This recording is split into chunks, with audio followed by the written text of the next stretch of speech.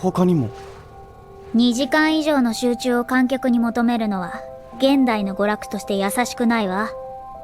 制作者はしっかり取捨選択してできる限り簡潔に伝えたいメッセージを表現すべきよ。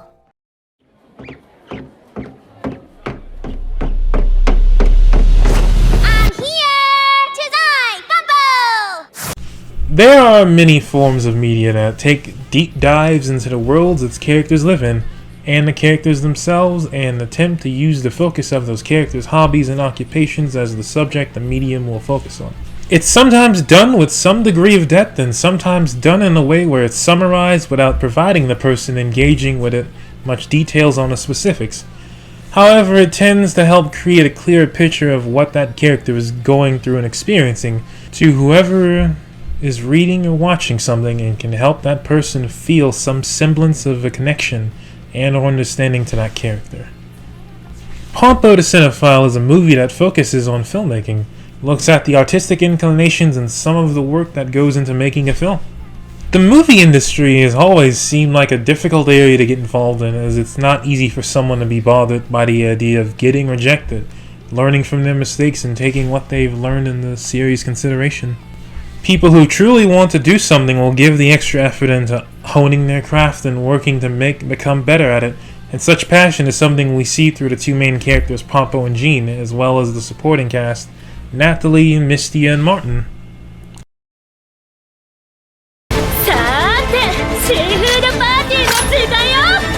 すごい、こんなくだらない内容なのにちゃんと面白い。言った通りポンポさんはどんな題材でも一級品に仕上げてくる。映画のツボを心得ているんだ。Jean and Pompo have a bit of a student-teacher relationship. Pompo is an established and popular B-movie producer in Nollywood, the parody title of Hollywood, who adapted her famous grandfather's company, and the other main character, Jean, who works as her assistant, finds himself constantly performing tasks and working a tight schedule. He uses his time around her to absorb as much information as he can, and Pompo takes him under her wing, seeing the potential he had working in the industry, as he shows that he's not only an avid film fan, but someone who genuinely gets more of the inner workings of laying out film production than most.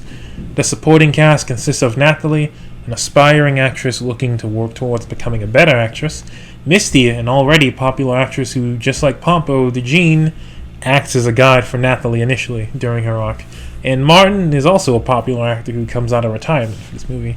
He has less of a role, but he's still significant to this.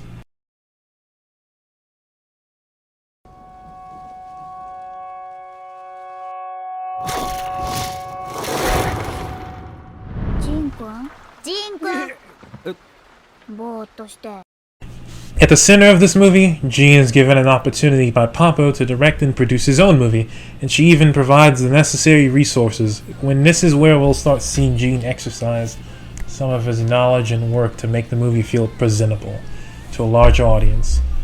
We see him applying what he knows and learning through his interactions with members of the supporting cast, particularly Natalie and Martin, who he gets to use as the two main leads of his movie.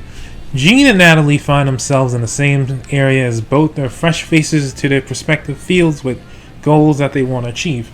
We get to see how both of these two work to overcome their challenges they're presenting with, from understanding why they want to do what they want to do, who they're doing it for, and learning to hold true to those ideas while working around the good and the bad of those aspects. Every character is given something in particular to work with in this story, and they each have their own individual stories to be told. They all possess a distinctive level of whimsy, but are more than one-note characters.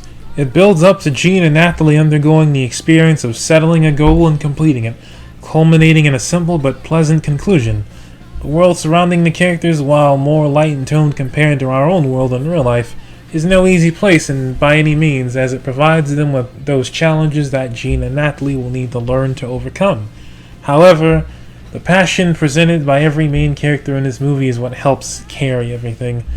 The movie was a pleasant viewing experience that stood out from many other anime like it, as it gets viewers invested into not only showcasing a lesson of believing in yourself and striving to achieve something through its characters, and the audience watching could keep that in mind as well.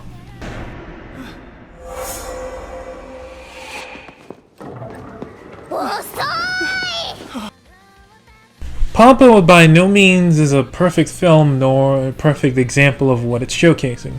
Some of the concepts it talks about could be seen as debatable, and as I mentioned earlier, its world and the struggles of the characters are portrayed with much more lightheartedness and nowhere near as bleak as what we'd get in real life.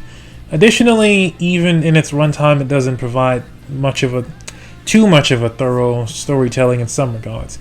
We may be told so and so, but that may get rushed to a conclusion or possibly not explored enough of. Though in spite of its flaws, it's a nice uplifting film. I mentioned characters having a passion, and that's something that this film has a lot of and wants to showcase.